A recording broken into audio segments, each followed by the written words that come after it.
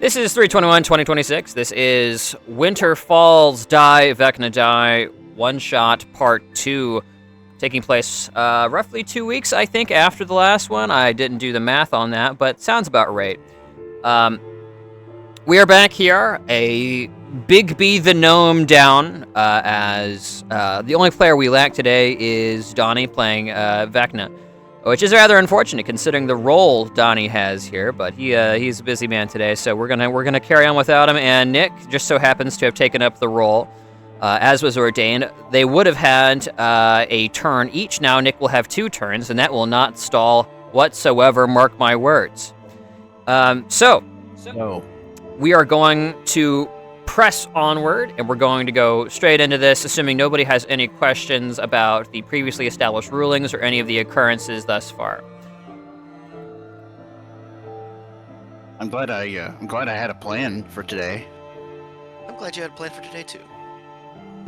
But when I run out of plan, I'm gonna stall. Mark my words. Yep, and keep in mind a lot of the... So, like, Big B's turns are going to be pretty freeform. Vecna's turns, you are going to have, like, some events and stuff to, like, kind of flavor what's going on and what the development is. Does anybody need any reminders, or are we good to just head right in? So we're in a tomb. Big B's dead. Big B is dead. Y'all just slain a big scary monster. And now what? Oh yeah, there's also a random black hole that I summoned. I forgot about that. That wasn't random. That was a spell. Yeah. Okay. So, directly following the destruction of the monster there, you guys begin to kind of lick your wounds. During this period, you attempt to revive Big B. All attempts failing, as we are going back up to the top with Mordenkainen here. So, you press on slightly, as everyone is beginning to sag a little bit from the hike down here and the recent encounter, as resistance is minimal. The way is clear. You wager but a few floors remain before the end, and you and your momentary companions put this all behind you. Still, a brief respite, but to catch your breath and re-remember a spell perhaps would not go amiss. So, this is counting as a consequence-free check for everyone to potentially progress your agenda. So everybody's just going to roll me a d20.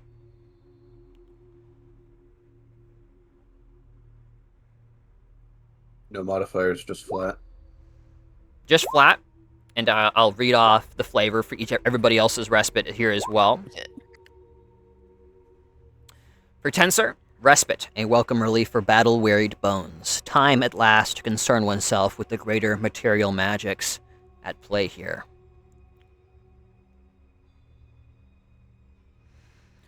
For Dromage, a quiet reprieve amidst the backdrop of escalating conflict. A time to consult among your summonings, those that are able to make it through the chaotic maelstrom you sit at the center of. For Tasha, quiet, alone enough for thoughts of conspiracy, growing unease. Intelligence network growing progressively dark, even as they report in decreasing detail the deeper levels of this place. For Vecna, quiet. No doubt they are biding their time as much as they dare. Reevaluating their odds, refreshing their spells, they realize now something is in motion. It is inevitable, of course, but leaving them alone with their thoughts is an exercise in uselessness from all parties involved. No more force is necessary to dissuade them from their musings than the necromantic equivalent of a persistent breeze. So, as these go on here, so a 12, a 3, a 7, and a 19. Okay, cool.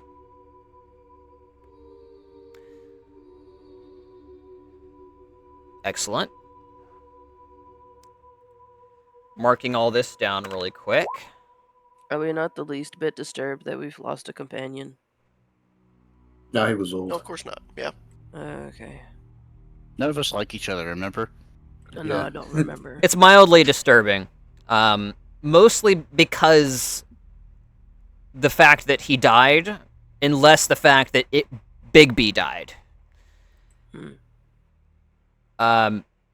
Just like the fact that death is a possibility here is beginning to alarm.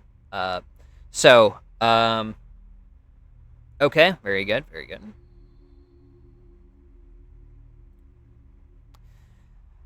Oh, it was just Mordenkainen's little pet anyway. Yeah, it was. Yeah, he was carrying my books, and So, the tomes, they're on the floor now. Nick, you don't get a Big B turn this go around, but you do have Vecna's normal turn, which is going to be something you would imagine as the necromantic equivalent of a persistent breeze to disturb while resting. That is to say, something that disrupts the rest.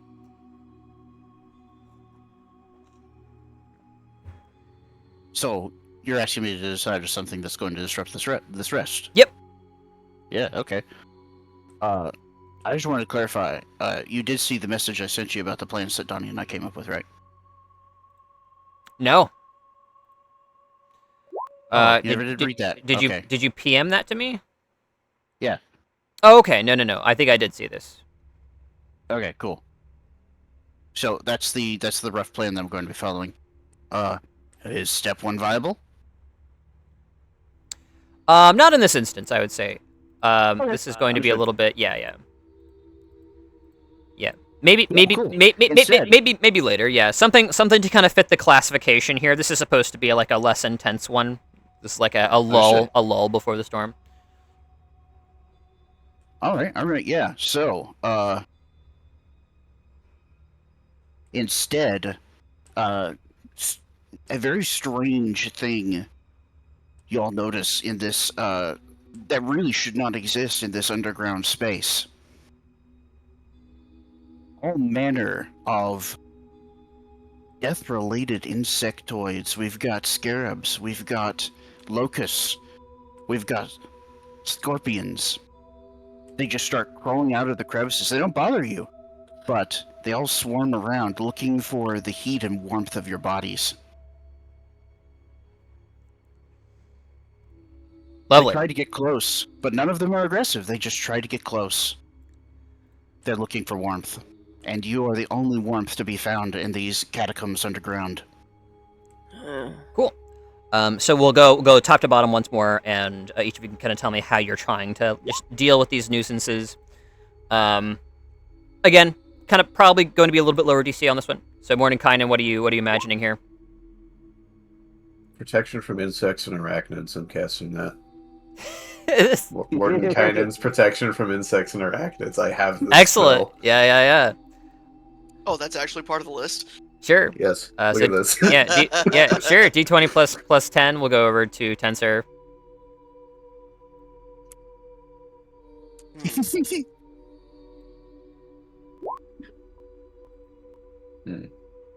Honestly, I'm not entirely sure. Tensor would just be the one to either tough it out or just like flick one every once in a while, just to get rid of it. Okay. I'll give you like a +5, I guess. Kind of using Tensor's fortitude, generally speaking, I guess. It's part of his character. Sure. Oh, hey, that's something I'm good at, apparently. Drawmage, what are you thinking here? Incendiary clouds sculpted around my allies. Which is only yourself. Well, everybody else around me that is a wizard. Why do you care Excellent. about them? Anyway, if they're looking for heat, he gives them heat. Sure. Incendiary cloud. Sure, I'll give you a +10. What a plus what? 10. Yeah. Okay.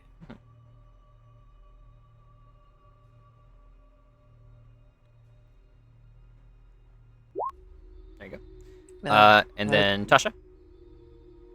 Tasha deals with all sorts of weird stuff. I think she would pet one. Yeah, okay. charm one, Well, and then get into like stick them in a cage match, make them fight each other. Oh no! I mean, like she would just be chill with this, Okay. and she might absent-mindedly like pet a locust. Okay, sure. I'll give you a +5 for this. Go for it.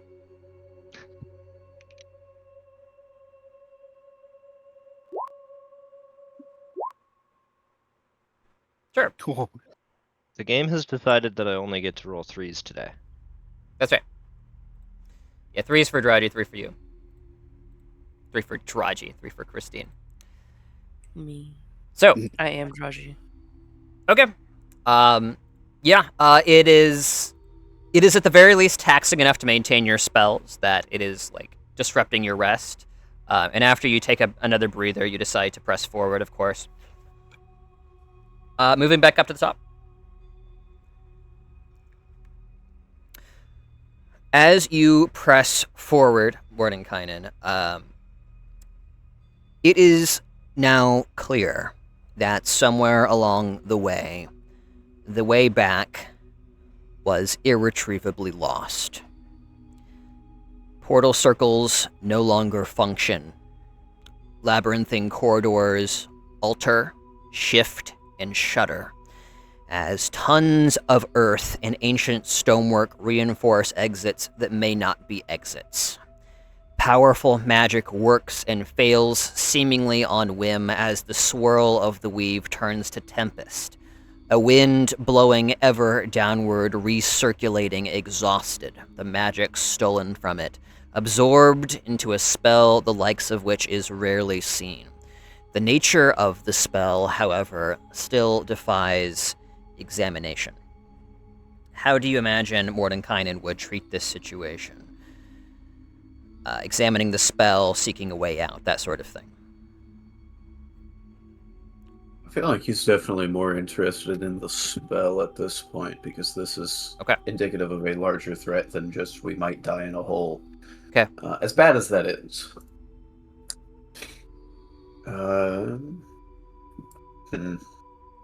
Perhaps, with as hard as it may be, even supplementing this investigation with a bit of divination magic, if nothing else, just to watch sort of where it goes.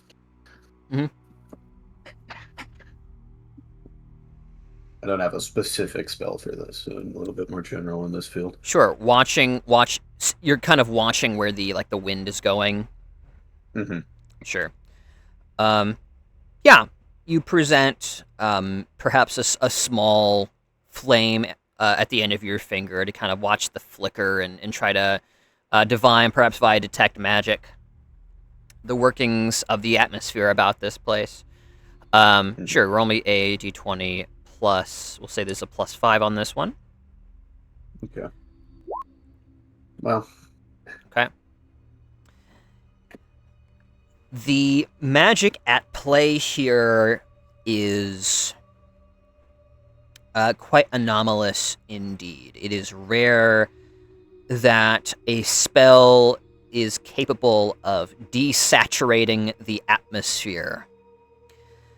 Magic is in everything and of everything. It saturates all of existence, and the idea of something somehow absorbing magic is a rather novel and, dare I say it, beginning to become a rather terrible idea. You are not able to determine the nature of the spell beyond this, what it might be trying to accomplish. However, you are borne along amidst the wind and carried further down into the dark. So, reset random number generator. He's trying to fix the fact that they're all rolling 2s and 3s. Mostly 3s. 3, 2. 3, 2. Okay. There's been one, I think, above 10? No, there's been 2. So, I rolled an 18. This would have been Big B, but we're going Oh, back yeah, to Vecna here. Cool. I don't have a specific description for this. However, feel free to DM me or just describe what you're trying to do, and I'll try to modulate it. Understood. Yeah. Step one is apparently I'm going to get my Bigby turns back, right?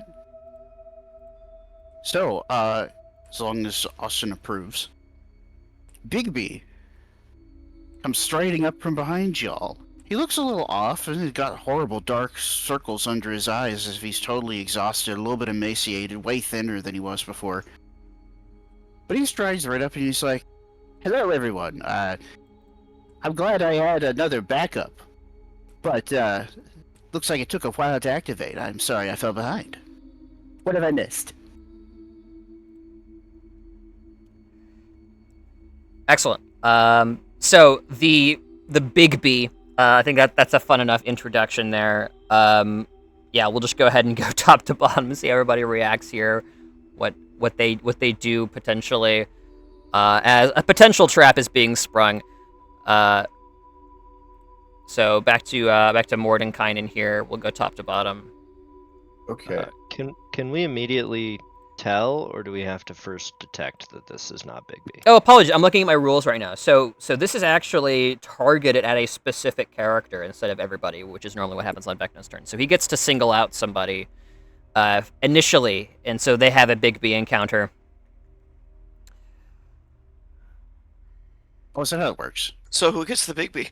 Yeah, you get Nick gets to choose. Sorry. Okay. Does that mean they get separated somehow? Just to be clear. Not necessarily, but potentially. Yeah. Okay. I think it makes sense to target Mordenkainen. I don't trust this. Not one bit. Yep. Mordenkainen doesn't trust Bigby. Aw. Oh yeah, you're dead. Not anymore, obviously. Okay. Didn't he I have a feel like- simulacrum? Mm-hmm. Yeah, it may just be that simulacrum now. However, presumably, one could notice that he seems tired, and that presumably shouldn't be the case unless, I suppose, getting here by himself could potentially have done something like that. Regardless, I want to say that there is a spell detect good and evil, but I don't know if I'm correct on that. Is that a paladin feature that I'm pulling up? No, My detect mind good is. and evil is definitely at least an old spell, It is. but I think it is also in 5th edition. Mhm. It's just Because- a spell.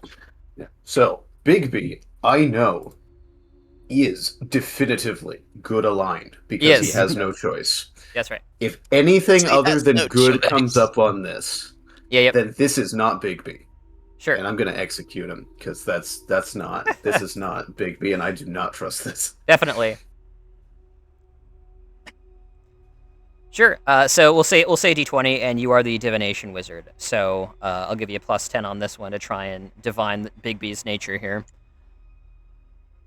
Was there? Am I remembering incorrectly in that there was potentially a way to get a +15 on certain checks? Is that like hyper specific? This is exactly It what is. character It would is do? hyper specific, and often your agenda is involved in that. Okay. If your agenda is realized, then you get a +15 on some of these checks. Okay. Okay. Yes. Good enough. No strike. As Mordenkainen realizes, you kind of go along for a second, and then whip out, maybe Mordenkainen's blade, and just bisect the thing, which appears to be, all intents and purposes, just Bigby, but brought back through some sort of necromantic power. After the destruction of Bigby, perhaps one goes a little bit further to disintegrate the corpse or otherwise make it unsalvageable, and now realizing this is a possibility. And venturing forward, yes. As the bisected corpse of Bigby begins to topple over, each half of it makes an attempt to spring at you as the eyes as the eyes suddenly become a horrible glowing yellow and the teeth sharpen and the nails turn into claws. Each half flops uselessly on the ground a little closer to you than it was before, as the leap is failed to come and presumably bite your neck off. It didn't work though. Good job. Okay. Yeah. Good job. Fun. A little jumpy right now. So. Fireball, fireball, fireball. I want to cast magic missile on the darkness. Okay. Moving onward. Actually, hold on a second. Think your cremation might be in order, yeah? Get some slightly. Fireball. Meteor storm.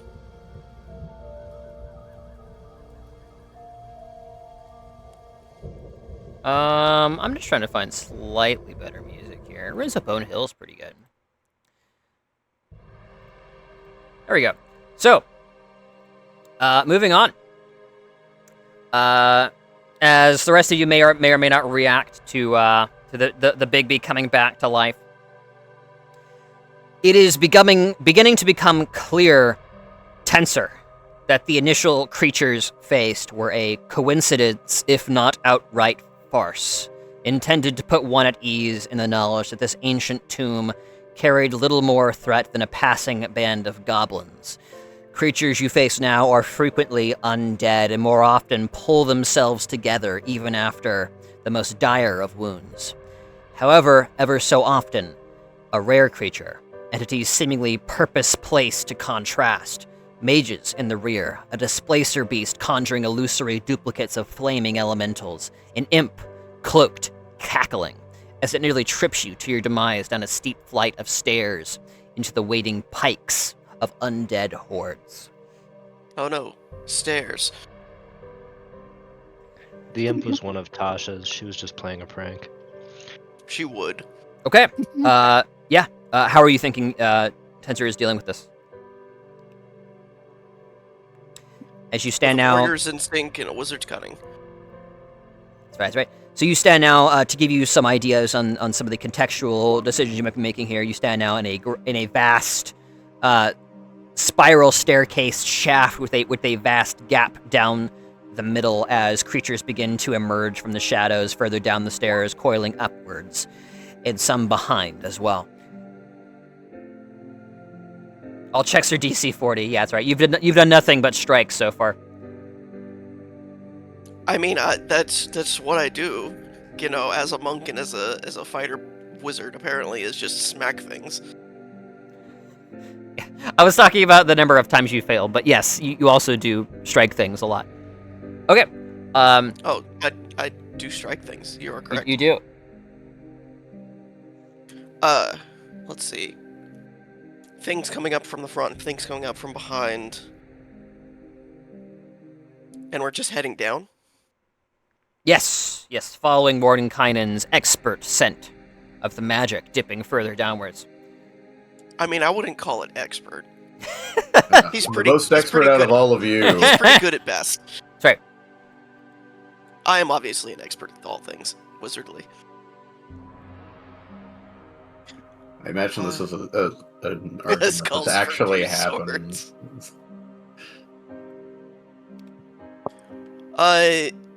Obviously, Mordenkainen is decently wizardly, but he's not very good physically. So Tensor will take up the vanguard position, that front position, and use his transformative magic just to enlarge himself. Okay. And use his enhanced strength to just either grab things and throw them, or just push them off the side down in the hole. Excellent. And for this one, you and Dramage will be working together. So, before you make your check, we're gonna go ahead. I'm gonna go and describe what Dramage is experiencing. The numbers are rising. Your troop does its best. A rolling elemental spell here, a wall of purest force abjuring a flank there, and yet new angles open. Creatures pool forth from unlikely places. Crevices in between stones, false walls reveal cesspits rising with abominations that spew forth. upon opening. So you're both going to describe how you're kind of working together to try and cover you guys here. And then your collective success will determine your collective strike or success. I mean, I already described what I was doing. Can you run it by me one more time? Lots of bad guys. You're getting flanked. No, not you. Okay. Kyle. Tensor's enlarging himself and using his enhanced strength to, either move enemies out of the way or push them down to, like, the hole. Okay, Drawmage is casting Tsunami. Okay, interesting. Uh-oh. Oh boy. And there goes Dasha. That's right. Sure. Assuming no further descriptor inbound. Well, question is where is everybody? Because Drawmage is not the kind of person. They're wherever you would like them to be. We're currently in kind of nebulous narrative play, so you can discuss with your party how you like this to try and play out. Okay, so if everything is coming at us all at the point that we're at, like it's the center of gravity, they're coming at you from a lot of different angles. Was the description? Is there? Are we on a stairwell? You are on a stairwell currently, yes. And does it look safe below? Are we trying to go? Yeah, I'm assuming we're going down. You are going down, and you don't know if it's safe below. So far, stuff has been coming up from the bottom of the stairs towards you. You cannot see the bottom. That could be part of your casting here potentially, if you want to try and identify whether that's safe to jump down or fly or whatever. Tensor has been occasionally picking up little dudes that have been trying to annoy them and throwing them down the pit anyway. Okay.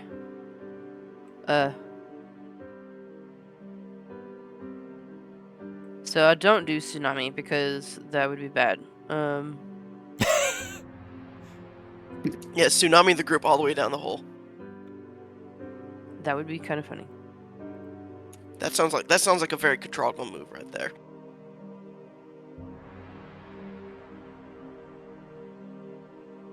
It is the fastest way down after all. I guess.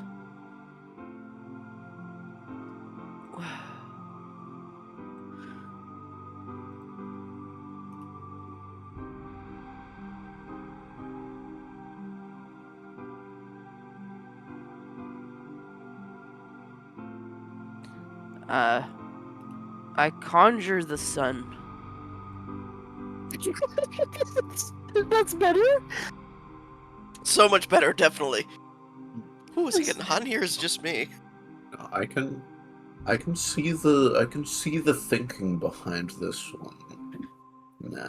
Not only is the sun big ball of fire, also most undead tend to have an aversion to it. Sure. Perhaps this could Undead don't have an aversion to tsunamis. Assuming no further descriptor pending. Is that right? Oh dear. I hate it when you say that. I sculpt damage done from allies. Cool. And the sun is not like the massive ball that we have. It's kind of like it's gonna be significant, but it's gonna let us be able to see, hopefully, the bottom of whatever this stairwell is and burn up the undead with radiant damage. That's what I'm hoping for. We'll say in about the center of this circular spiraling stair chamber, you summon an orb of celestial light, a portal to the radiant plane of fire. Center, and it shines forth, greatly illuminating the surrounding territory, and yes, blistering many of the undead that have sensitive skin. Even as it kind of reveals some of the niches that these things are coming from, and Tensor is stomping away the rest of them, doing their best here. So, yeah, I'll go and say both of you rolled me +10s on these. I'd like to think that once this shows up, Tensor looks at it blinded, blinks a couple times, starts throwing enemies into it. Okay. Just cause it's there. 24 for me. Okay. You are obliterating the enemies, even as you tear them apart, tensor and stomp them and fling them down, crushing into the opposite side of the stairwell. Many of the undead, and even some of the creatures that were not undead, begin to arise once again, reforming themselves even from the most dire of wounds as you begin to have something of an epiphany, as you begin to make headway down the stairs through everything. As Tensor, you are the first one to unlock your agenda here. Oh. As you begin to realize if this is the extent of the enemy's power, it is clear now, if it was not clear before, that this boy is a threat. One unlikely to be felled here. There now remains only to win the war, not the battle. As the agenda, the wounding has been completed. As the tide begins to be stymied somewhat, a trio of minions from Tasha taking the rage of the crowd, a glance at your blade, designed to accept and adhere to the most extreme of enchantment and transmutation. The method to create a weapon capable of permanently separating the necromantic magics in a conduit. Not something considered properly till now. And yet, the meteoric stone, the like which coats the obsidian citadel's walls. But such stuff is brittle, prone to shattering. Unless the blade at your side to be transmuted into the stone, refined first, fortified in every conceivable physical manner, the magic maintaining its shape hidden deep within a lightened lead core.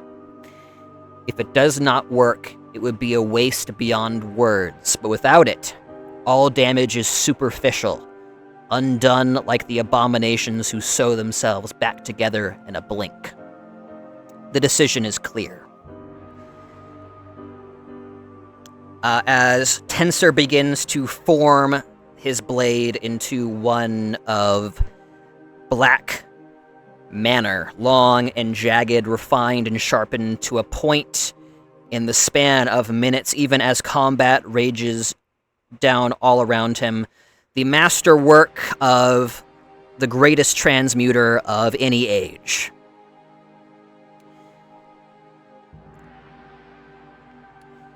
Pressing forward.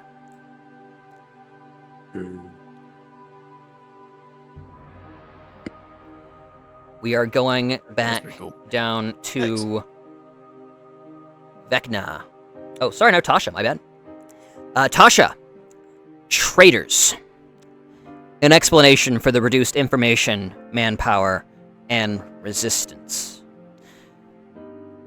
The first hint was the presence of creatures among the tide, and clues have only been growing more and more easy to come by since. You are being played, or at least the creatures you call at your beck and will at all hours of all times. There is something afoot here, and you are now absolutely certain of it. How do you think Tasha would be responding to this sort of information?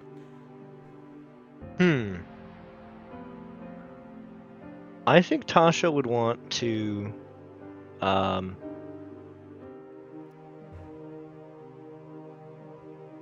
try to backtrace any enchantment that has wrested one of her creatures from her control.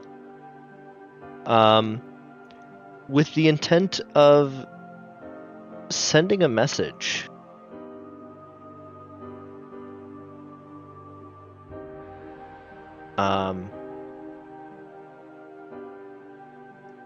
Because I think primarily Tasha is annoyed at having been lumped in with these idiots.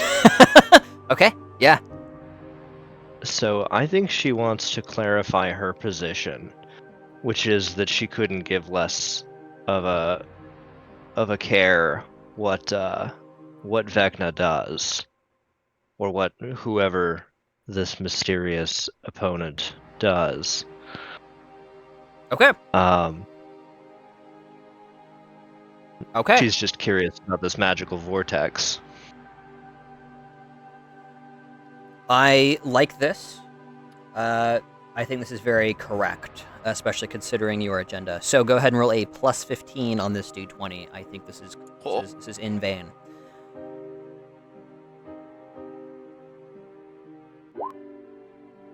There you go. A message sent through the manifold. You have enough of a grip on your creatures yet that they would not deny their tongues to you, even if their bodies disobey you and attempt to harm you and your misbegotten shroop. You assume the message has gotten through.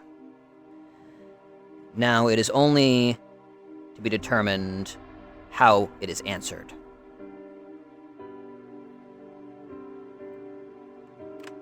Okay. Now, Vecna. It is time. The trap is sprung. Until now, an amusing possibility of retreat existed. It would have mattered little, and in contrast to their character, but some aspect declared the possibility a fairness. Bells seemed to chime all about, distant, sonorous. Ancient grave lids cast aside, boiling creations writhe against their restraints as the third chimes. And the very bowels of creation seem to be opening up all about you.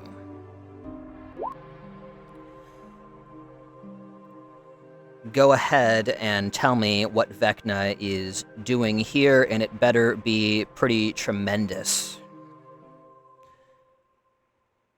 Pretty tremendous.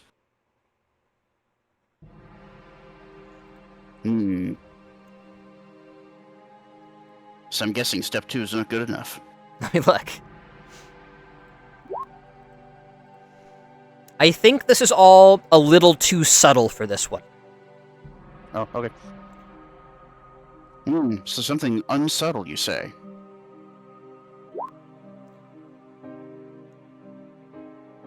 Alright. I won't say the time for subtlety has passed, but the time for subtlety is now somewhat unnecessary. Understood. Okay. I cast instant traumatize. Traumatizing spell, I think. It's a spell of Magic the Gathering. Never mind then. Get senescence. That's a good one for this. Okay. Let me send you a question right quick. Sure.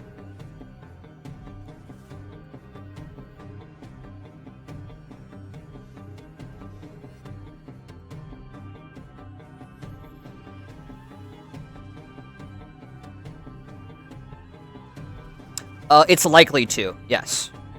Okay, understood. All right. I think I know who I want to target at the very least. Oh, this is everybody. This is everybody. It's your turn, so not Big B. Okay, well, either way, I want to craft something that does specifically work towards a particular one's weakness. Okay. So,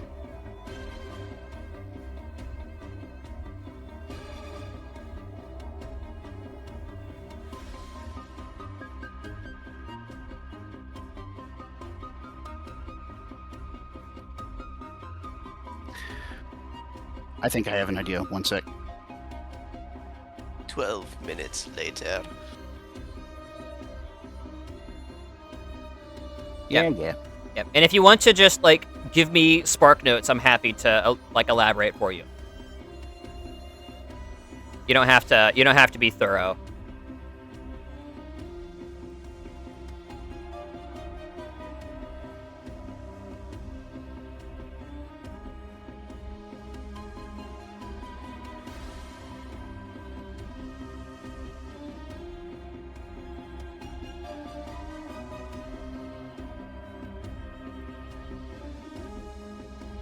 Okay.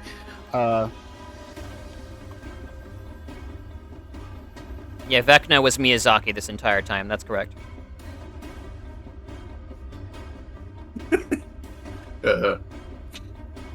Imagine trying to dodge this thing. Ugh.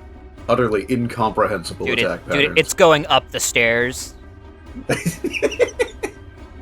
Hey Nick, I think whatever you're doing, you should replace it with the bone wheel. What's the what? With the bone wheel. Look at that. I would be terrified of this thing if it showed up. Oh, is it in the chat or something? Hold on. Yeah. Yeah, it's in the general chat for Winter Falls. Oh. What? Will Skeleton? I don't know. Anyway, yeah, so.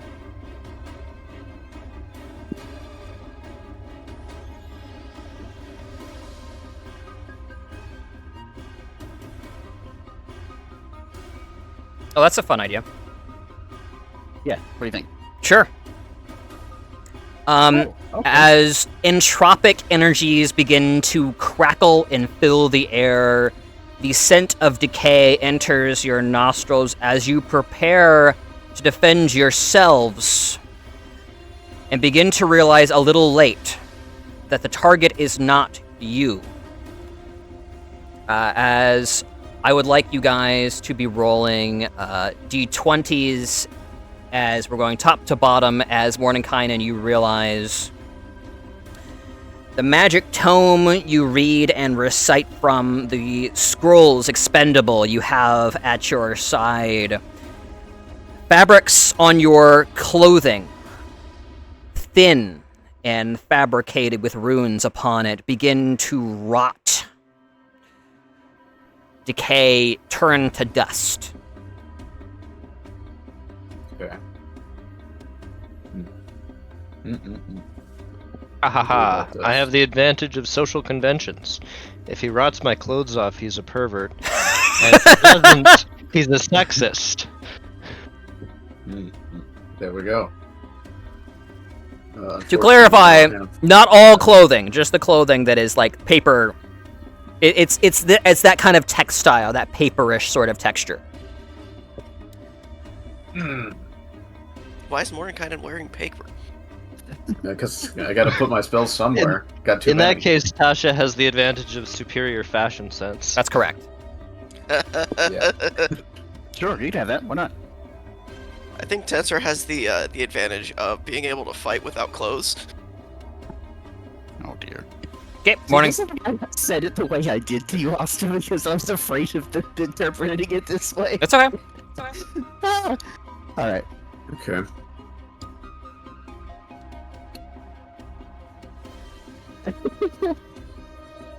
I really don't have any like spell I can think of that would help with this. Yep. What? Mordenkainen? Out of Yeah, spells? this is Impossible. well. You see, my list of spells is highly specific. Well, you don't have to just stick with that list of spells. You can use whatever spells you Yes, want. I can. I know, but I'm trying to think what would be a good as a means of protecting items on my person.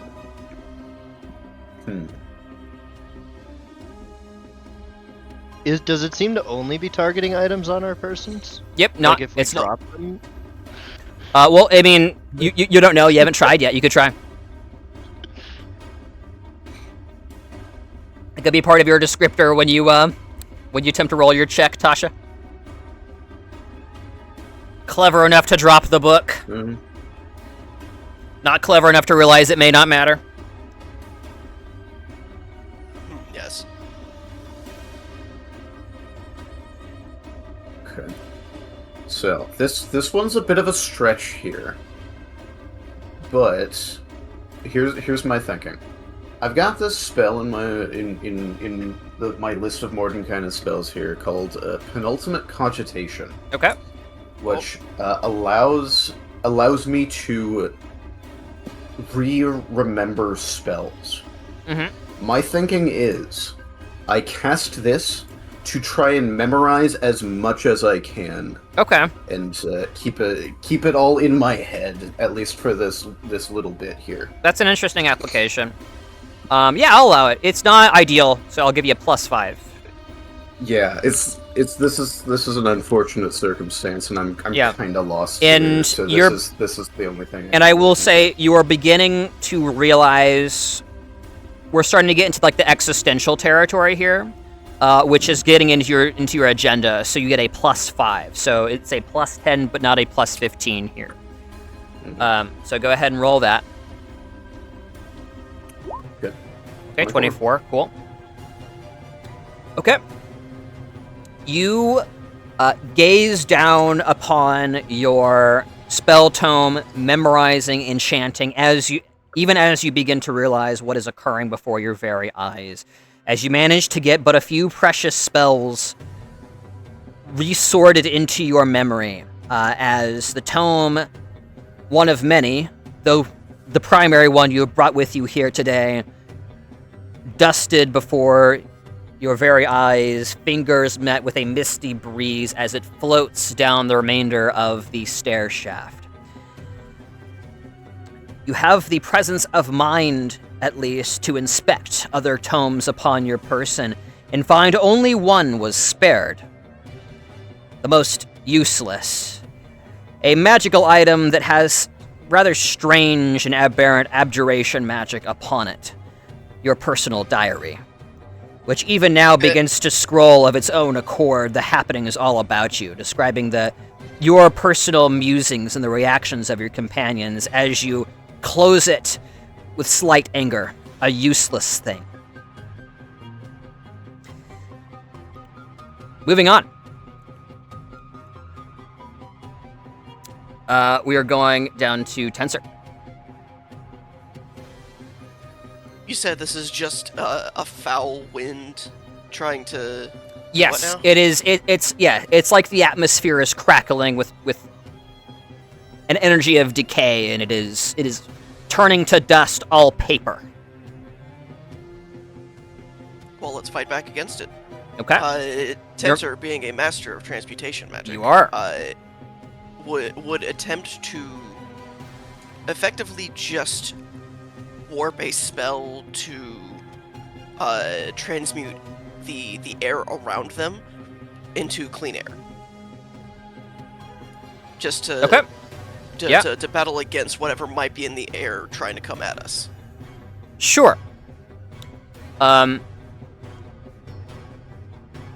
would say that is a little bit more in the realm of abjuration. If you wanted to specifically go after like your pages and transmute your pages into something else besides paper.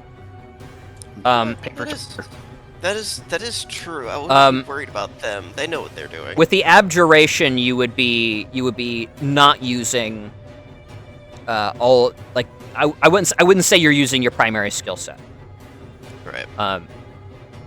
Being generous here for Mr. Tensor. That is fair. That would be more abjuration. As a master transmutationist, he would not do that because he knows that's not in his realm. He would effectively make a temporary spell of tome to stone. Tome to stone. Fantastic. Tome to stone. Yep. You effectively Just to save his own pages. you effectively petrify the tome. Yeah. Yes, absolutely. Roll +10 on this. 29. Very nice. Okay, moving on. We're going to Dromage. How do you think Dromage would be behaving here? He would cast Wish, Eh, and he is going to manipulate it so that he and his fellow mages are immune, and their belongings are immune to any sort of entropy and decay. Okay. And it lasts for 8 hours. I should warn you, the last time you cast Wish, it didn't do anything. Why that is another clue, I should say. This isn't... You can't do that. Yeah, you're The fact that Wish didn't work at all is very anomalous. Like, it wasn't even a monkey's paw. It was... No. It just didn't happen. All the genies are undead. Correct. Ben gets what I'm putting down. Vecna killed all the genies and resurrected them. That's the true source of Vecna's power. Yep. He's got like Okay. 2,000 genies. Well, how about this? Yes. Drawmage summons Demiplane and then just separates himself from whatever decaying wind is happening right now until it passes. Okay. This is an interesting solution. Go for it. Plus 10.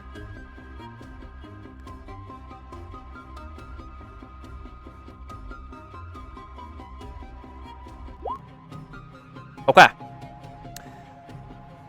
Drawmage, as you step into the demiplane, first off, you do believe the decay is separated from you, at least for the time being, but as you do so, the most strange thing happens.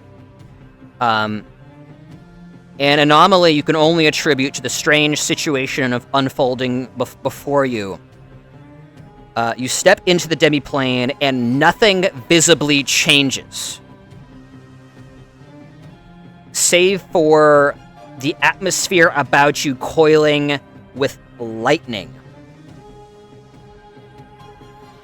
And then suddenly that passes and fire coils about the spiraling fiery chamber, rushing upstairs, seemingly from the depths of the earth. Even as you step back out to avoid the blaze, you find yourself back in the stairwell, the worst of the decaying curse, you think, now behind you.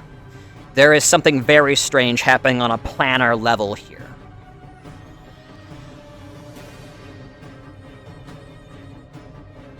Okay, so we have information. Okay. And that is going now to Tasha. Alright, so Tasha's intelligence network runs through the hells.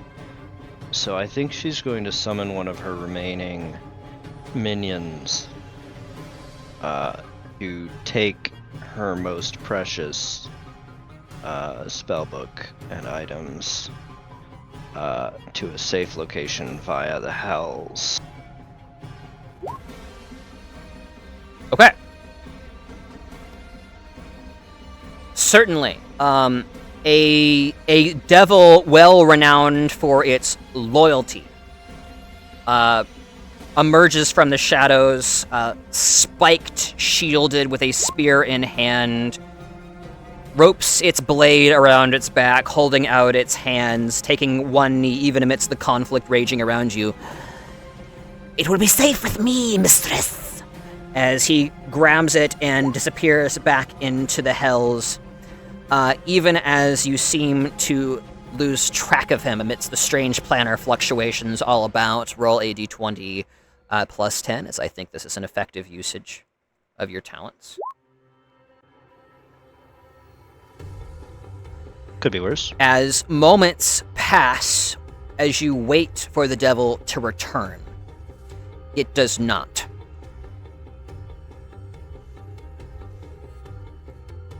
Oh.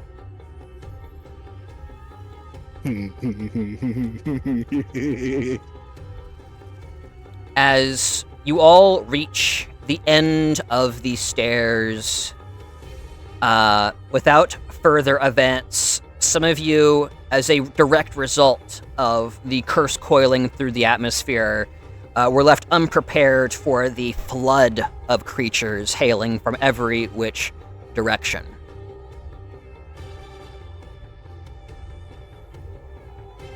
As we are now nearing the very end. Morden Kynan, The Okay. true test. Hold fast or expire.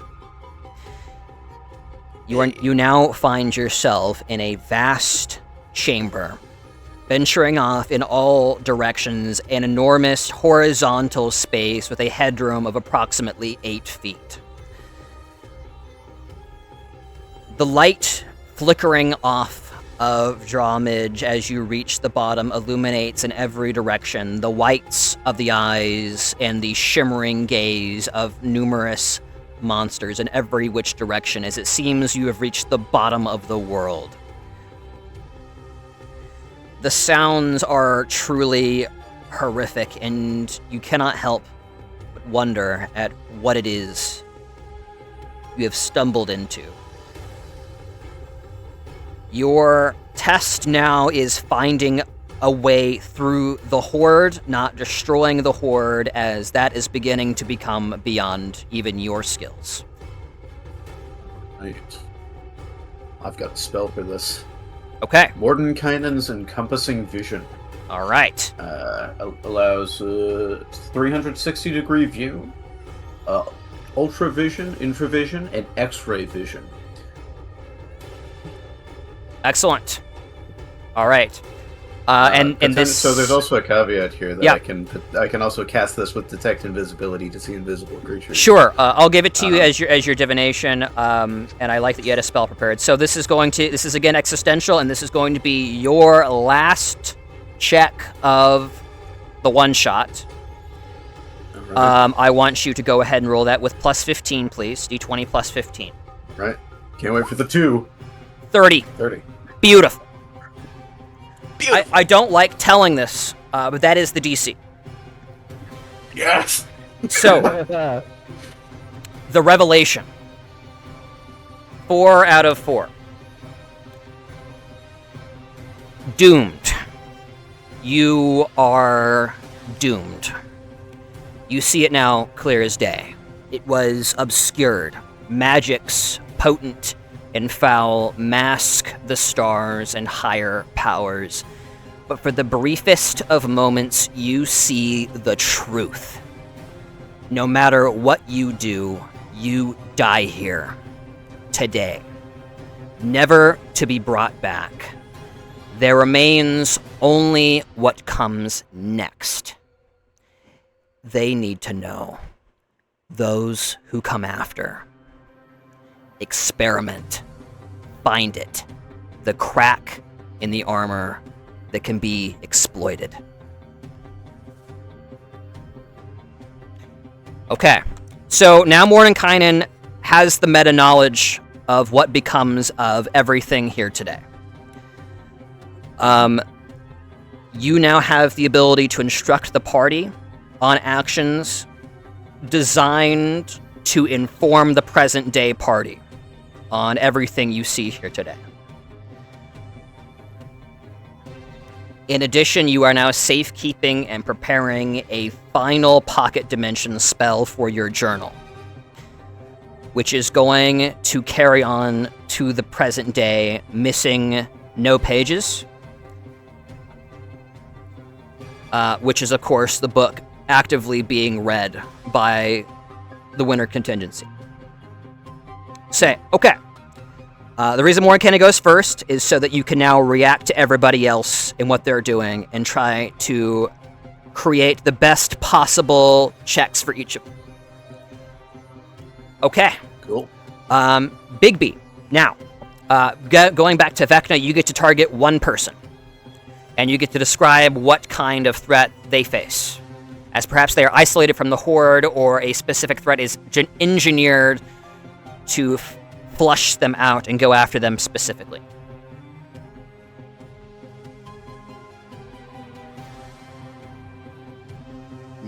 I think now the time for subtlety is gone. Yeah. Well, I didn't get to use most of the machinations I'd planned, but I still have an idea what to do here.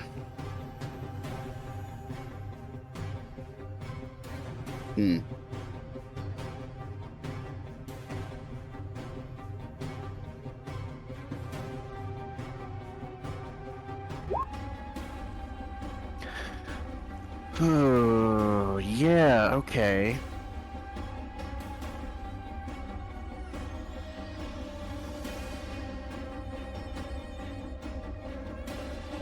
Involuntary wizardry. Just makes you cast something. Okay. I'm going to assume that narratively.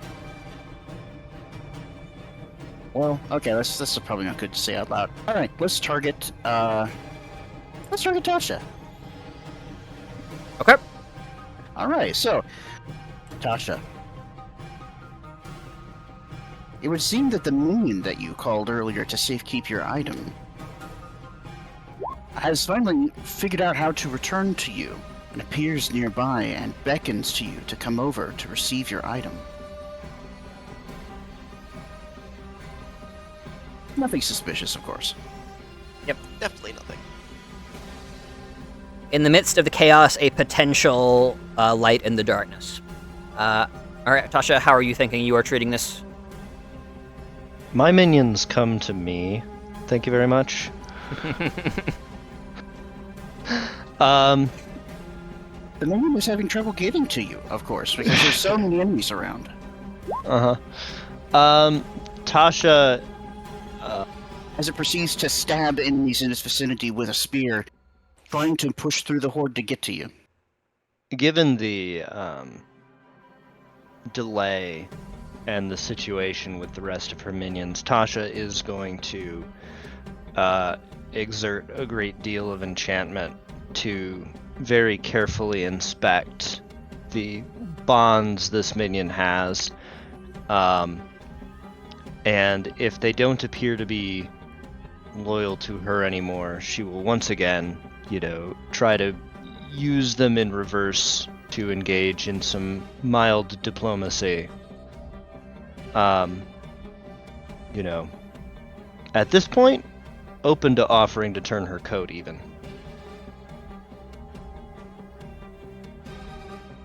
I thought that was the other guy's MO. It's everybody's MO. Nobody likes anybody here. Okay. Sure. Again, I think a plus 15 is acceptable here, Tasha. Survivor kicking in. Oh, Good lord. Oh Not- no! not great. Tasha, you approach, knowing what is happening, knowing the scheme you are in the middle of, and making every opportunity to make it clear your position. And it just doesn't matter. Whatever this is, it's decided. And a mind of conviction is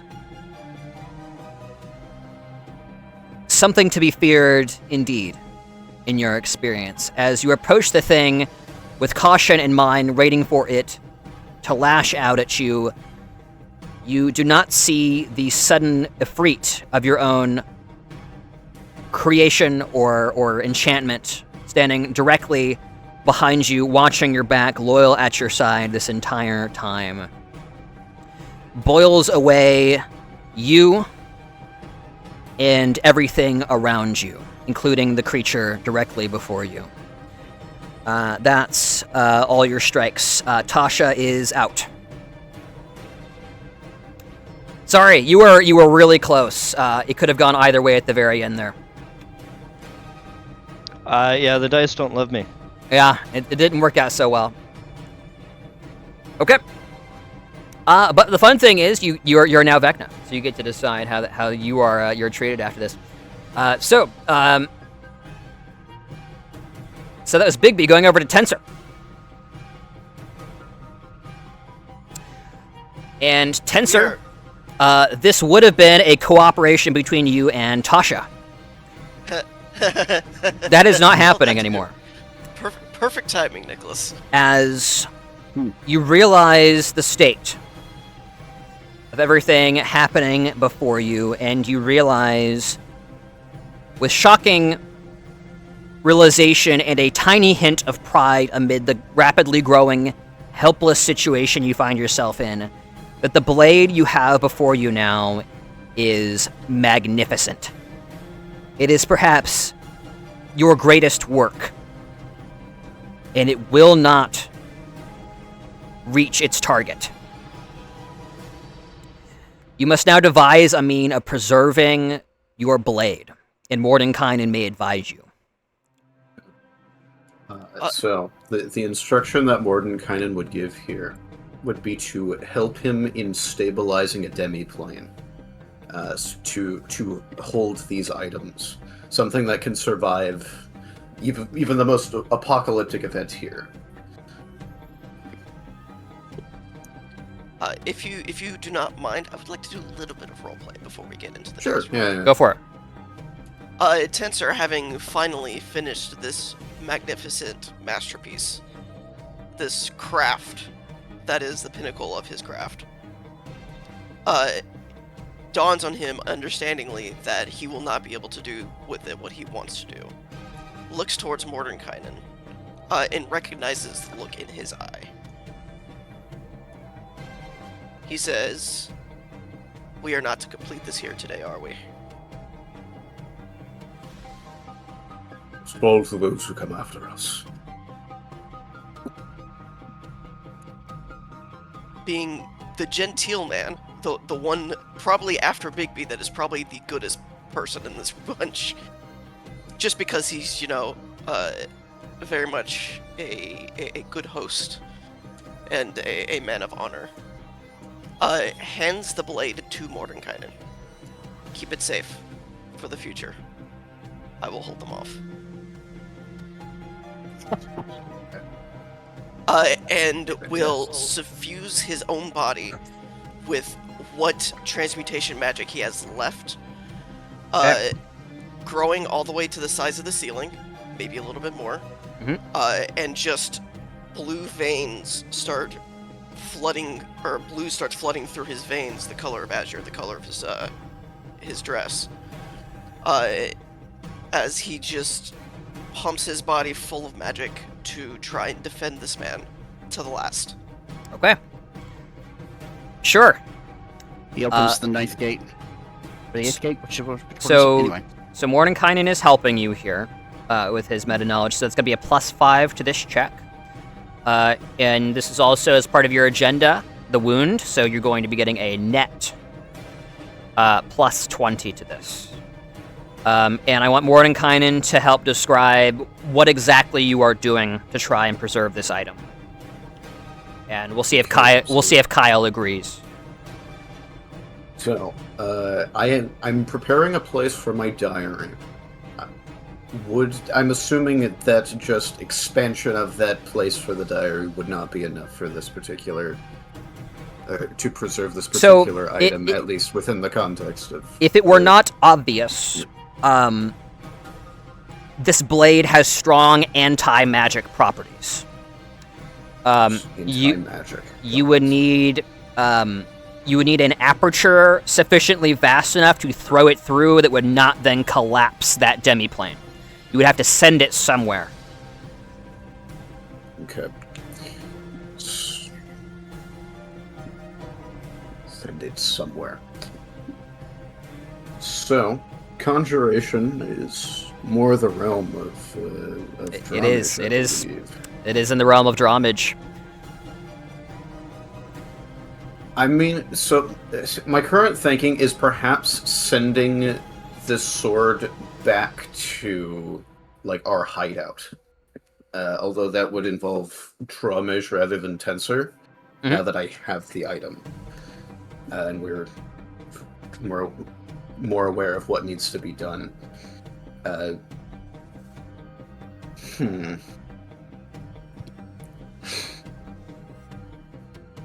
If it's highly anti-magical, then there's a decent chance it'll just survive on its own anyway. Depending on how bad this is. Tensor would recommend that we get it out of here so that it is not within Vecna's realm. Yeah. I'm along the same line of thinking, I believe. Although I do think this will be a matter of teleportation in portals rather than anything Okay. we can do with transmutation. So, if you guys want to cede that roll to Drawmage, what we'll do instead is you guys will just roll me straight up d20s to see if you last long enough to assist Drawmage and instruct him on what's going on here, and then Drawmage will make the roll, and then he will also get his turn after that. I still rolling my plus 20. Nope, just straight up d20s. Ah. For the record, for this, it's going to be just 50-50s for both of you guys to see if you can fight through the crowd and get to Drawmage in time. 11 and up, you get through. I don't. Nope. Tensor, understanding that Mordenkainen wouldn't be the one he's looking for, then would start making his way towards Drawmage with the sword. Okay, you attempt to take the sword from Mordenkainen and carry forward. 12. You manage to make it, but Mordenkainen is not able to offer guidance to Drawmage on this matter. So Drawmage, you're going to go ahead and roll me a plus 10 here, as you attempt to portal away this highly anti-magical item, assuming that's the way you want to do it.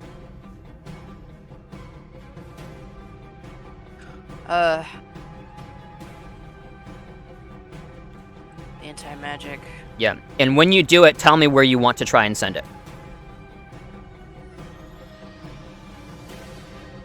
Tensor approaches Drawmage with a very grim look to him, and he says, "We need this out of here, now."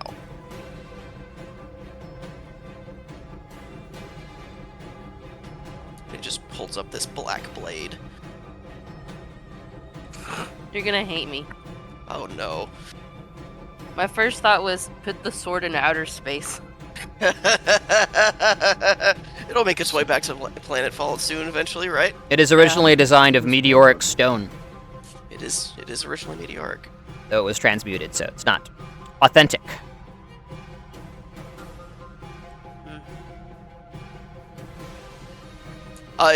If you don't tell Tensor where you're throwing it, he would not be opposed to what you're doing. So I had two thoughts: either put it in outer space or put it in, I forget the name of the plane where the Raven Queen reigns. Shadowfell? The Shadowfell. Yeah, just put it in the Shadowfell.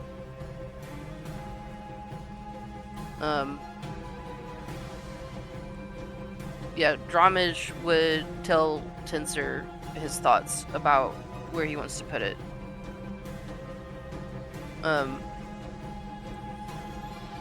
What does Tensor think? This is Undeath, and do we know of the Raven Queen in this time? Yes, the Raven Queen exists. And we understand her to be very much against Undeath. Anti-undeath, yes. Though, even though necromancy is a relatively new thing, undeath has been around for a while. The Raven's Queen would be better. Okay. Because of her staunch ideals against Undeath. Okay, interesting. And then also, does Tensor explain to Drawmage that this is an anti-magic sword? He will say it will not be easy. This sword abhors magic. Okay. It is also my greatest creation, so don't break it. I don't think I can, even if I wanted to. He says with like a modicum of pride, even though they're still surrounded by enemies. Austin, Yes. anything I create in conjuration is going to be magic, correct? I don't have transmutation abilities. Correct. Okay. Yeah. Tensor needs to transmute something that's thick enough to cover the sword so it's able to not break a gate, which is exactly what Drawmage is going to summon. It's one of the level 9 spell gate, and I'm going to open a gate to the Okay. Raven Queen's realm. Sure. Transmute air to rock. I like that you thought of this enough that I'll give you an extra +5 on this. As Tensor, you actually are going to be covering the thing in a sheath of what we currently know as lead. which does reduce the anti-magical properties of the thing. He weaves a spell as the ground beneath them morphs, shifts, and becomes liquid for a moment. Moves up and just encases the sword into a block of dirt that turns into stone, that turns into this magical material that's anti-magical in properties. Also known as lead. That's right. Thank you. So, you might lighten the lead, but otherwise, the lead's natural properties are enough to stop whatever particles these things emit. Anyways, so yeah, that's that. So d20 plus 15, please. Okay, 25. there you go. Sorry, As we needed a 26 on that roll. you I hate you. muttering your incantation from your spellbook that still exists, I might add, you reach your hands back to each other directly in front of you and move them outward as though you are wrenching open a door. As between them an aperture appears in space, even as Tensor fights directly behind it to keep you safe from the hordes, Mordenkainen sweeping left and right with a great blade. What remains of Tasha's summons, fighting tooth and nail, even as they mourn the loss of their mistress, still caught in her spell. Before you, a whirling mass of planes swirl back and forth, flashing images, a chaotic maelstrom as you realize there is extreme planar instability in this place. As images flash before your eyes, one after another, as you have to take a shot in the dark. As you see, but for the briefest of moments, a flash of what looks like an endless sea, moonlight shining off of it, and you throw the blade. Right as the image begins to switch and the gate closes. You think you got it. You prey upon hope that the blade made it to its destination. But you cannot be sure.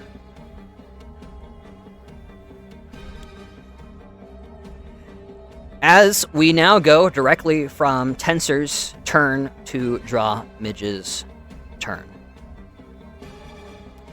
As you conjure roiling storm, you summon forth geysers of water from the depths below depths. Great creatures, angels, fight at your sides. All manner of elemental coil forth from the earth and crush entities before your very eyes. And yet, more come forth, and the ones you crush rise up again.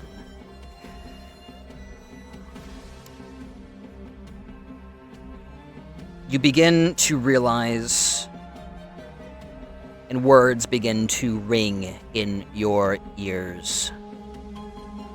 The prophecy.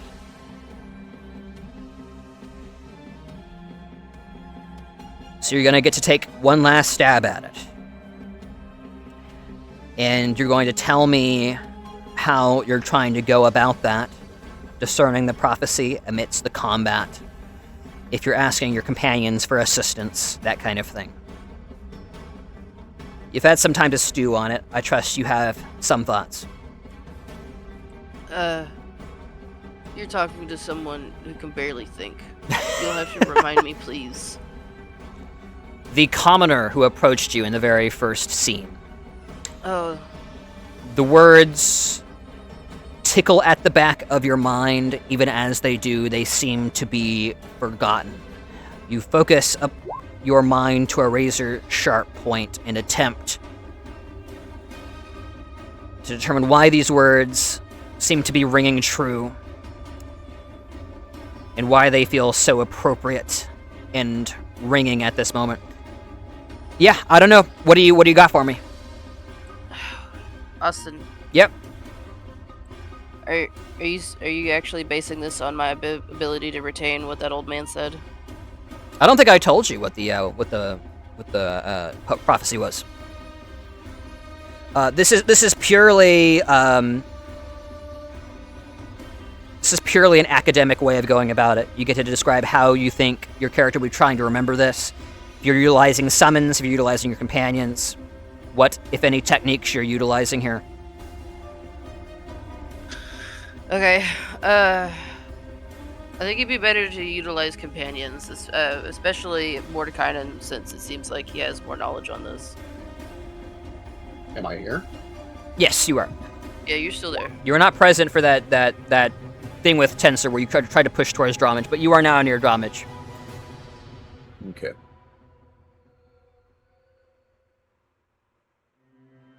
Yep, so put your heads together. Figure out what you're trying to on do. the edge, having a blast, just hitting things as they come back up.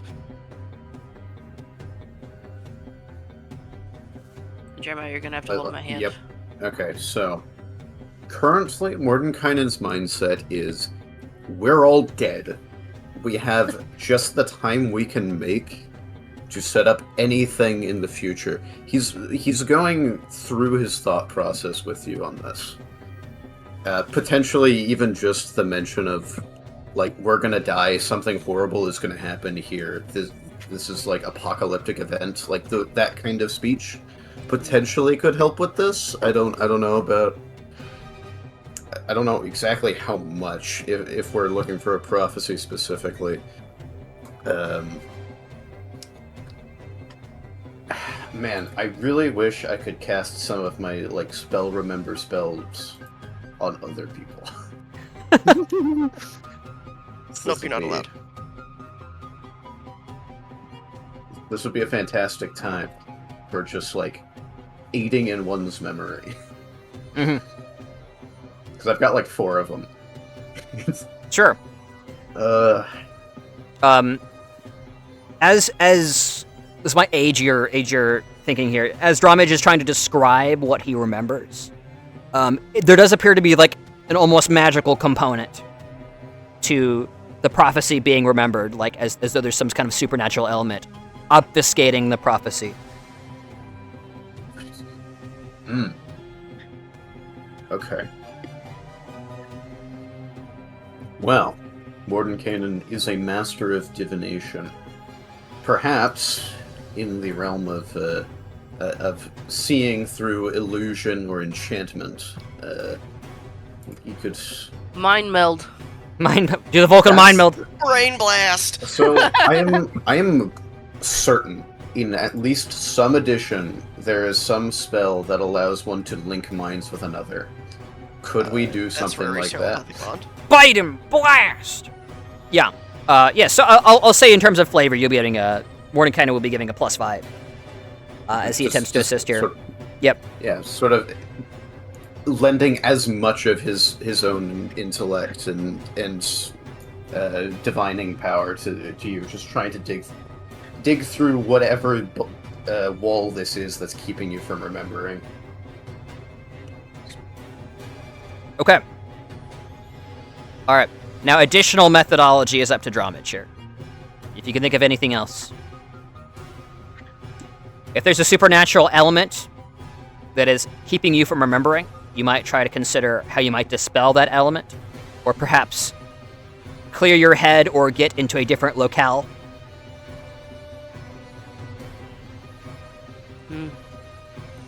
But you mentioned that the plane stuff was acting weird. It is being weird. Okay, well, I could do something completely crazy and just summon the Temple of the Gods. I don't know. And meditate, get something purifying away from all this evil. Something that is, it's that word anti-magic circle thingy to break whatever's keeping my brain from remembering. I don't know if there's anything like that in the spellbook. Sure. I'm generally of the opinion that if there's some kind of precedent for doing that kind of thing, I'm allowing, like, the greatest wizards of all time to try and do it. So try to decide on a method, and then we'll see if it happens. Well, if it's let's see. I could cast. I don't want to exactly leave them, but I could go to. I could plane shift. Remember the planar instability, but you're likely to you're welcome Yeah, to that's try. yeah. I don't want to go through the planes. But then I could also do Temple of Gods. Yeah, if there's something like a purifying field that Dromage could conjure. Sure. That's I like the idea of, like, a purifying field is very abjuration coded. I like the idea of literally just summoning a physical structure. yeah. So he's That's just gonna, that's cool. Let's do that. yeah. Sure. Yeah. As amidst everything, you select from your memory a physical temple.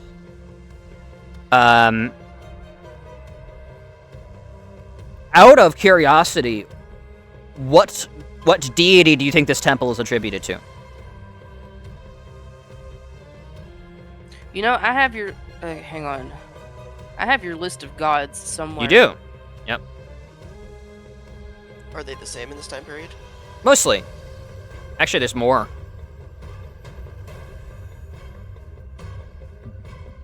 May I have just a moment to try and find that list? Sure.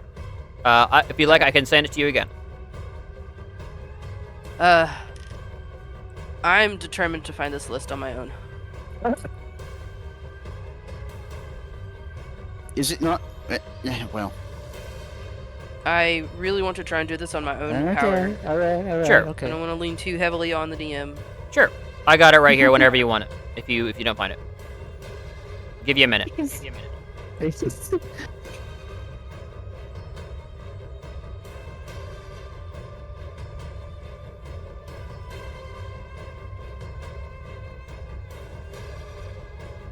I found it. Hooray.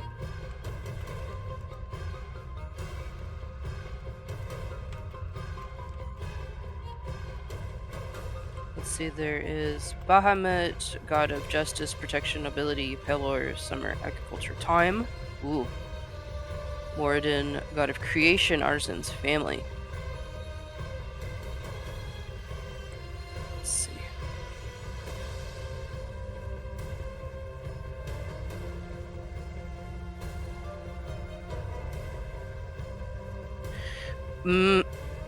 I kind of want to pick Pelor because of his association to time.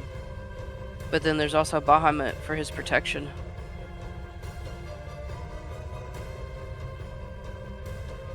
Tensor, what do you think?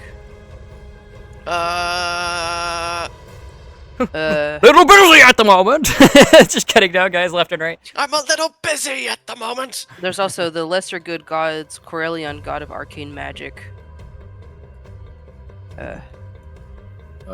Naturally, I imagine Mordenkainen would be more inclined towards anything magic related, as he is a master of magic. There's also Ilmater, Ilmatar,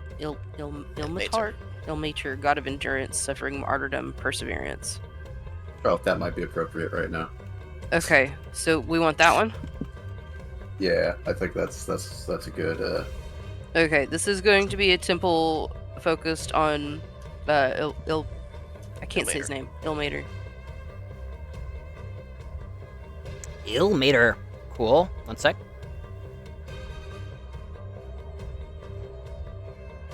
Whenever I hear Ilmater, I think of... Ooh, hang on. I There's think also of- the Red Knight, goddess of planning, strategy, and tactics. What do y'all think? that is one that would not be present at this time. She comes later. Okay. Sorry. Okay. So close. Comes from this encounter, clearly. Obviously. Not allowed.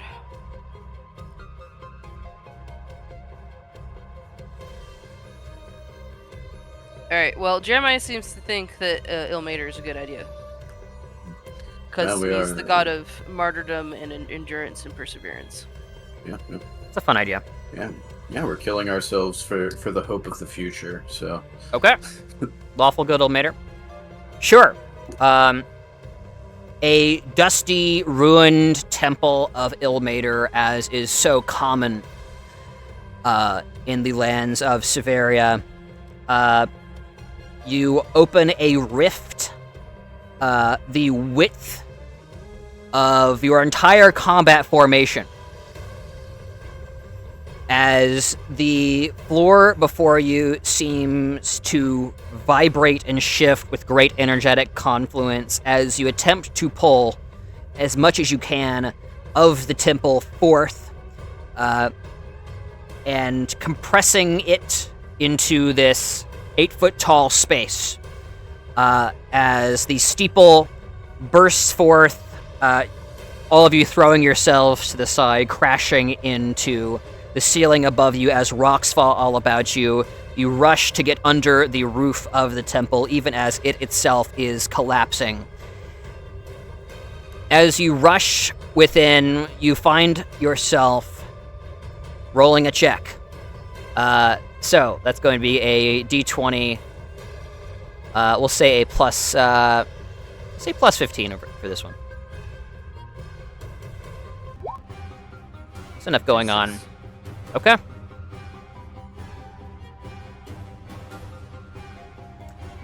Temple crumbling, all about.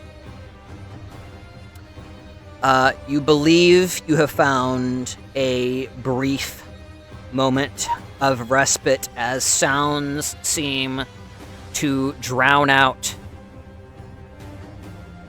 the horrible chorus. The tolling of the bells is all that remains, and you begin to wonder if it was these bells, the steeple bells that were chiming all along. You look up at the stained glass of 1,000 martyrs, all of them facing impossible odds. And there and then the words seem to come to you. It's the DC 25. So, it begins to make sense, the words of that commoner you regarded dismissively. Words fall into place as they so often do, as their utterance is given horrid substance in one's eyes, and yet even as they're remembered, they seem to pass from remembrance, ephemeral mist masquerading as memory. He drank the dawn and bore its blaze. He sealed his soul from death's cold gaze. Mantle of blood, secrets, arcane ways, silent keeps the end of all his days. Haunting imagery flickers before your eyes. The gravity of what you heard begins to ferment into a story, one which doesn't end here. These words, this prophecy, it must be passed on, regardless of what happens here. Messengers phasing through the plains are being intercepted. Physical egress at this point can be assumed to be a hopeless endeavor. There remains but one resort to the practiced conjurer, a permanent summon, remaining in place, uncaring, invulnerable, inured to the comings and goings of the ages.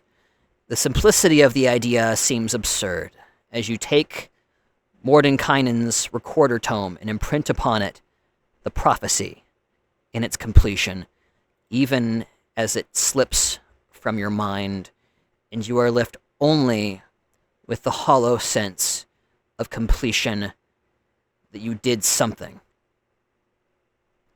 As the temple collapses all about you, even the endurance of Ilmater has its limits. The doors of the chapel burst open even as 1,000 abominations bear down on you. The circle of 8 going out in a light so bright as to be remembered thousands of years later. And that is where we're going to end the session, I think. Cool.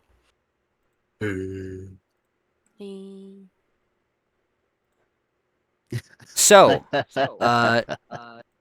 we're going to summarize agendas real quick. You guys did pretty well. I think you're 3 out of 5. Double check. 1, 2, Somehow, despite the rolls. 3. Tasha didn't get done, and Bigby died too early. Bigby died too early. And you did not progress to stage 6, which would have also given additional information due to the number of strikes. If you had all had minimal strikes up until this point, there was more after this, as you would have been able to weather the storm and perhaps confront the usurper himself. But that didn't happen. Oh, dang. What was the average DC we were dealing with? DC was hovering 20 for most of it. Okay.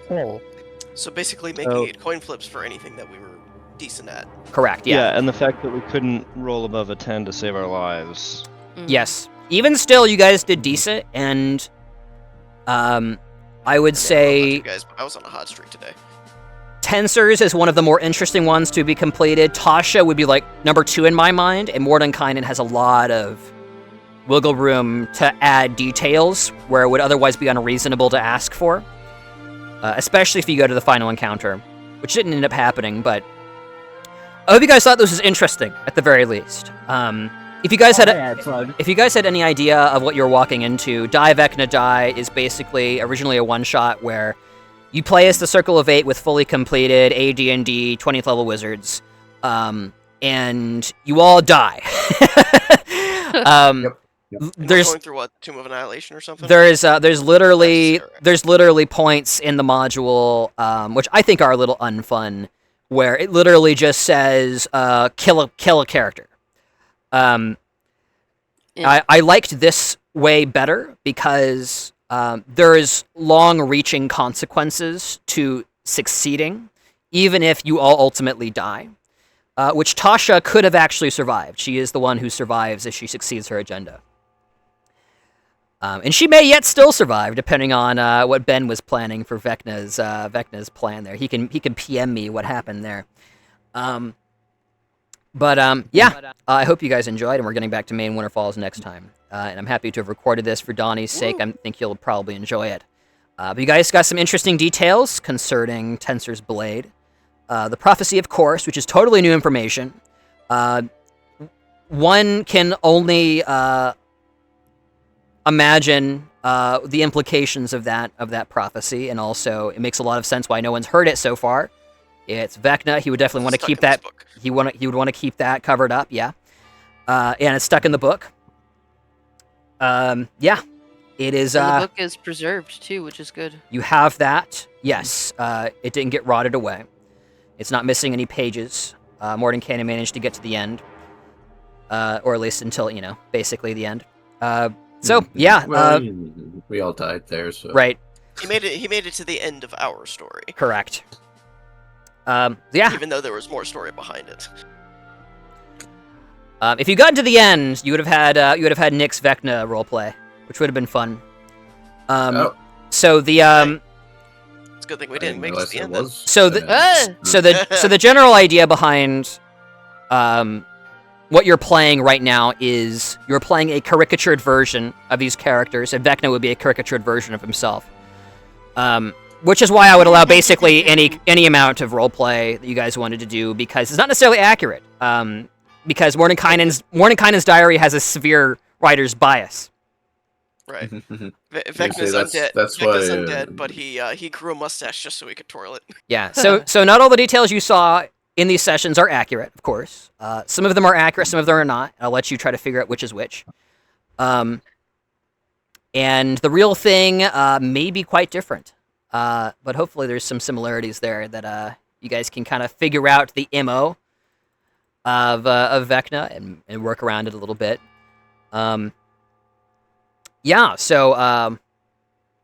I guess that's about it. Any final thoughts from anybody? Otherwise, I'll go ahead and kill the recording, and I'll chill out for a bit here.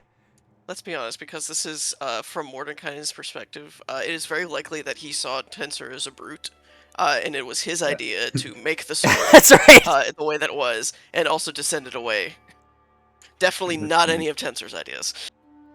Yeah, Yeah. it's all of the good ideas were, of course, Mordenkainen's. Of course, yes. Yeah, and he cast all the cool spells. All He the named coolest spells. it's all the ones that were named. All the rest are just like, yeah, Drumish made like some light or something. That's right. That's right. Tensor just buffed himself up just to punch things better. I don't know. Yeah, Let's throw out there that Tensor got big. I don't know what he's doing over there. big. Just big. which was interesting that we ended at that point, because I was actually going to have a potentially like heartwarming or heart-wrenching end for Tensor, because Disintegrate is a transmutation spell, and I was gonna have him do a modified version of that works in an area and just clear everyone out. Yeah. Keep him from being raised. That's a fun idea. Clear everyone out. Keep all of the Circle of Eight there from being raised. So, Yeah. of course, in the Would- background, would- Ben and I were discussing Yeah, I was gonna say. what the potential Yeah. ends of each of these characters should look like. Yeah. I don't know if you want us Of to say course- anything about that. No Austin. wonder Yeah. Ben was quiet. For Though, the of last 30 course, minutes. with the exception of Tasha, buried in a temple, which would preclude the raising of these characters. Interestingly enough, True. which I is mean, unless which that- is part of why I thought it was such an interesting idea, and I wanted to allow it. But yeah, Because we can, if given that that's what happened, we can reveal what we were planning. sure, So yeah, it's not spoilers. or Yeah, since this anything. is the end of Die Vecna Die, you can just tell us what happens. of course, yes. I Or to the believe. honors. Yeah, no, you do the honors. No, you. All right. You know what? I'm gonna do it. Yeah, no, please. We decided Mordenkainen should be overwhelmed by an opponent that's prepared for everything he can do. Someone that overcomes him at every front. Everything he brings has a counter prepared. Every action he takes seems to have been expected and trivialized. Someone that sees like exactly 5 seconds further into the future than Mordecai. I like that a lot, and that would have been a very appropriate ending. Completely and brutally overwhelmed. That's how it would have ended if they gone to round 6. I agree. He just flicks them away, like when it was flick away a fly. Exactly. Drummage, I thought, should probably have an end that was that corrupted the things that Drummage usually believed in and interacted with. Something holy turned dark and evil. An angel or something similar. Fun. Right. Yep. Or Fallen Angel. And Tensor, we thought, should be ignored, trapped in some sort of undead version of a tar pit and left to rot. Nice. No honorable end for him, just time. You're Perfect. gonna stick me in a tar pit? Does that mean I get no more protein shakes? That's right. Yeah, Put him in a glue trap. No. No protein for you. It wouldn't be tar though. It would have to be unliving, so you could not transmute it. I like I a love that mass guy. of flesh and hands holding him down, preventing him from fighting back. All the enemies around you just stop paying attention to you and focus on your allies instead. You are just totally ignored. You stick him in the glue trap. Oh no, not the glue trap. Stick him in the crystal. And Nick really wanted That's to it. You're going resurrect to the Tensor. crystal. How amusing if you stuck me in stuck Tensor in a crystal and he's the one that survives, even though that was Tasha's thing. Nick very badly wanted to bring Tensor back as a Death Knight. Oh, that would be terrifying. Yeah, I think Tensor would have been possibly the most interesting out of the circle to be a minion of Vecna. Yeah. Mhm. Now, That as seems for, like- as for the other members, Rary. It was Rary and Nistel And Autoluke, right? and Autoluke. And Autoluke. We know what happened to Autoluke. We have an idea of what happened to Nistel. We don't know what's going on with Rary. In the traditional canon, he's the traitor, but we didn't see him this session. So, who knows? My theory is He was- that he he was the was the traitor, that's why lightning he and was fire that was going around in that first when Drumish was avoiding the spooky wind. That's right. Yeah. The spooky wind. The spooky wind. Spooky. Yeah. All right. The stinky. I'm going to go and call the recording there, guys. Thanks so much for playing. Yay! Yay! And because I want this to be special going into the next arc, I want you guys to award whoever you thought portrayed their character in the most fun way, inspiration, and then I want you to figure out amongst yourselves which character went out the best way, and I'll award that person something else. I think Donnie's Vecna was the most in character. So unconcerned with the Circle of Eight that he didn't even show up to the fight. That's right. Yeah, dude, it is actually so grim that in our canon that we've just established, the Circle of Eight never reached Vecna. Yeah, that doesn't give us a very good chance. No, no, it does not. I didn't get to cast involuntary wizardry on Vecna. I was really looking forward to making him just do something. Is that literally a spell that you have? Yes, or it is. is. There's Mordenkainen's involuntary wizardry. I was really hoping I would like trigger the apocalypse accidentally by just forcing him to do something. That would have been so funny. Well, you heard Mara apparently had this whole thing where the entire continent exploded once back in its history. Yeah, that's why we're at the tech level we are today. Aye. Were say- we putting this in the general chat or? Oh, just discuss it for now. Well, you talk about it. Okay. It's not a unanimous vote. I'm just gonna let the discussion run wild for the extra after fun session stuff. And if we're too scatterbrained, I'll push us to a vote. But Well, I do have to say that I think the person who probably conveyed their character the best might actually be Ben. Me too. Yeah, because you seemed to have a great idea of what Tasha's goals were at all points, and you took extra care to always consider that first and foremost when you were making your decisions. I liked that. That's what I think. Tasha was fun. I think best death was Bigby. Best death was Bigby, eaten by a massive undead abomination. Yeah, just like I do Teleporting into save board. want to just note that Bigby's death was not Nick's choice. That's my only Also true. hesitation on that. If Nick's Nick choice, had though. said Bigby would protect Mordenkainen, I would be 100% behind that. But since it just kind of happened, I'm less inspired by it. Not that it's not cool, just that it's Sure. Knowing what I know about Bigby, I think I would have made a similar choice if I had known, for sure that it was a thing that I could do. In fact, at the time, I might have been even in the middle of writing Austin a message, but then it just kind of happened. Because it Would've seemed been- very I big could believe thing to that. do. Would have been very interesting if Austin, you actually told Nick in private that if Mordenkainen is supposed to die, Bigby dies instead. Is it So if that's fine. Mordenkainen dies or just anybody dies? It's specifically Mordenkainen Mordenkainen. specifically. Yeah. That's Apparently, you were really rolling funny. so terrible at the beginning that Bigby had to Yeah. save you. Which Yeah. is kind of funny because Yeah, so- I'm pretty sure I was the most consistent in getting plus 10 bonuses. Yeah. So Everyone was. Jeremiah, you sat on 4 out of 4 strikes for like after that point the entire one shot. You barely never failed. It was Oh yeah. You yeah. were all- It's riding the edge the whole way. Yeah. Nothing short of very impressive there.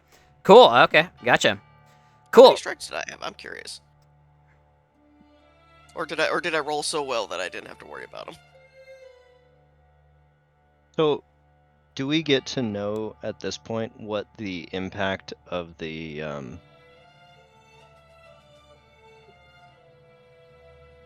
I keep blanking on the word you used, but the impact of the goals that we succeeded and failed at? Yes, each of the agendas. That's the word. They were basically, if you complete your agenda, they have very real high impact on Winter Falls because you're basically deciding canon. So Did Drawbridge complete his? So if Tasha lives, then Tasha lives. Tasha will be still around because she's, super hiding out somewhere. super crazy and probably achieved immortality some other way. Andromeda did, so you now have the prophecy, right? And the prophecy is a big deal. And Tensor's blade was completed, so that's somewhere. Completed and got away from everything. Right. So we don't have to, dig down into Vecna's coffers and find it. Maybe, probably. Well, hopefully it's still sitting in the shadow. What would we have gotten if Bigby did his? Which is to say, if Mordenkainen hadn't been such a failure that he got Bigby killed before he could do it. So Bigby's thing was, let's see, what was it called? It was The Secret, yeah? The Secret, The Secret, yeah. Yep. The Secret was basically, that was insight on Vecna's seeming omniscience. So you get to know how he knows, or at least get a good idea of what it is. Instead, that actually seems like an incredibly valuable piece of information to have. For other fascinating questions, if we had played Rary or Odaluk or Rulathim, what would their agendas have been, and what would the Odaluk and Nistel. fallout of them have been? Nistel, thank you. You're right. Oh, we know that Rary was the traitor, so in the end would have, betrayed the Circle of Eight. Nistel's was the acolyte. Nistel taught Vecna. So it was Nistel basically realizing what the necromancy was all about and what Vecna was doing differently, and that would have had big impact on your understanding of future monster encounters. Rary was the traitor, and basically, depending on how well Rary does his job, then Rary is secured a place in the future. Effectively being a survivor, like Survivor Plus. Tasha, but different. Yes. But that would be a bad thing for us if Rary succeeded. But we're still determining canon. It's an interesting situation, and it would be a positive in a way.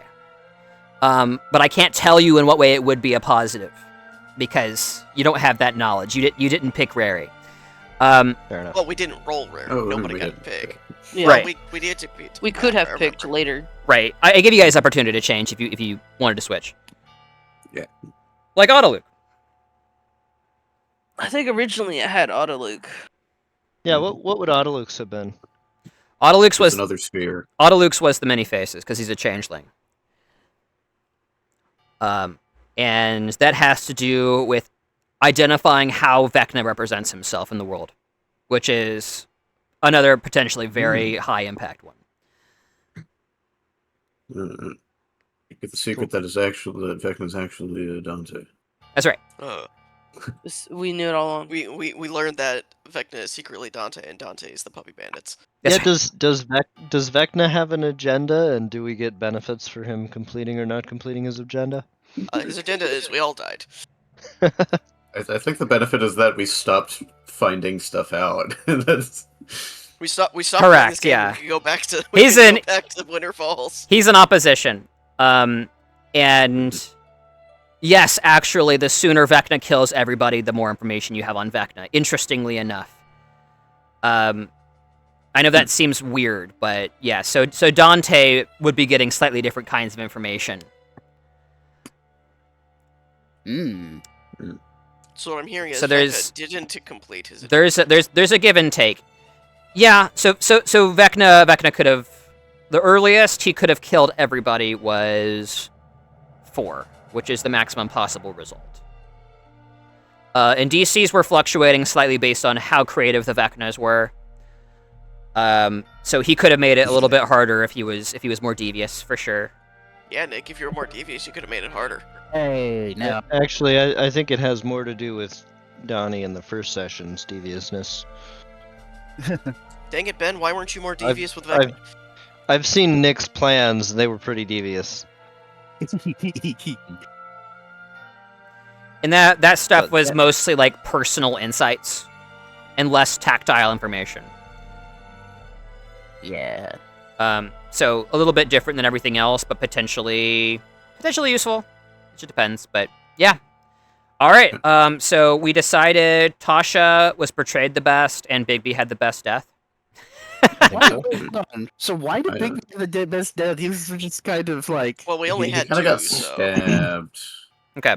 Well, I don't know. I would argue that I'll toss into the ring. The Dromage created a death that prevented the resurrection of 3 members of the Circle of 8 as potential future enemies. That is true. So that's a Yeah, pretty also- dope death as well. Cool visual dying image, in I a thought. martyr's temple Yeah. to give a message to the future.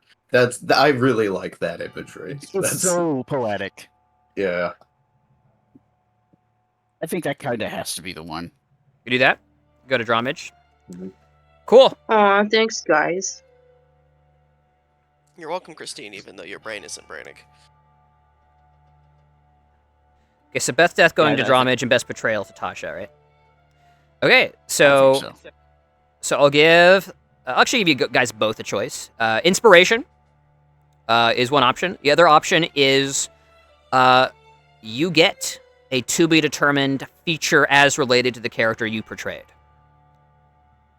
Ooh. Oh no, That sounds way Ben? cooler. Ben with Tasha's manipulation. It's going to be a little. It's not going to be as immediately beneficial as like, especially in my system, all my house rules. Inspirations can be very powerful, but it will be potentially more interesting. I will always go for the more interesting option.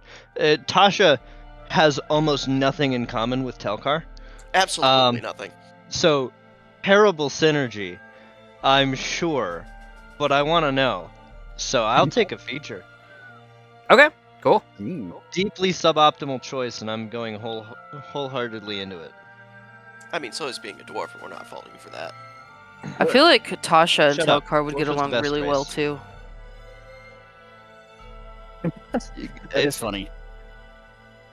In a very interesting way, probably. Tasha I- lives on somehow by reincarnating into Telkar. Mm-hmm. I Okay. also think I would be interested in a feature because both Dramage and Draji are ASMRs. Okay, cool.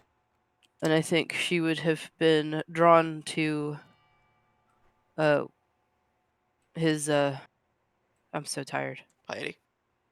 Honor? Yeah. You had been His drawn. honor, his you piety. would have been drawn to how tired he was. No, me. I'm tired.